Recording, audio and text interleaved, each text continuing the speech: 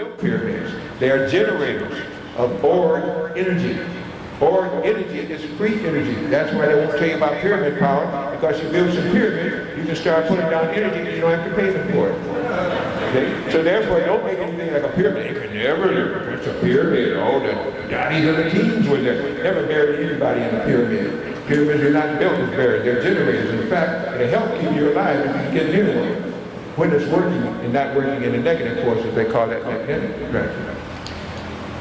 When we learn things here, we must understand some basic facts. Let's get what I call truth. First of all, this planet is over 4.5 billion years old. Repeat that figure.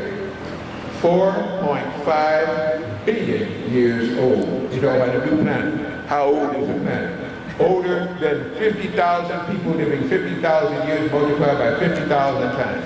4 years old. The moon is 5 years old.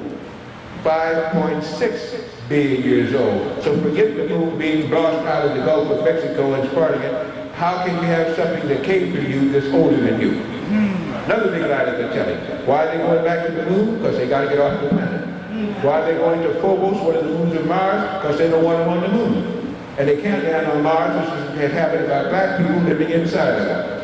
So they can't go there either. Where are they going to Phobos? Because it's an orbiting satellite that was put up there to balance the moon when Maldek and Bellona, the 13th planet, where we get trichodecaphobia, was destroyed.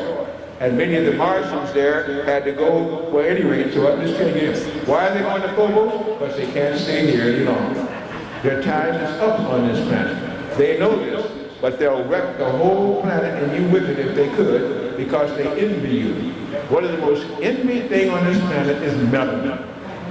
Why do you think he had, well, I didn't want to mention that either. Let's start get you in trouble. Melanin is an adaptogen. It's ubiquitous. What do I mean by that? It adapts to almost anything in physical creation. But normal things, melanin adapts to. Anything that the Creator has made is from the Creator, it's from the first cause. You can adapt to it until you take a drug or something synthetic. The darker you are, the better your grade of melanin, and the more you can adapt to anything on this planet and any planet under a sun. Did you hear me?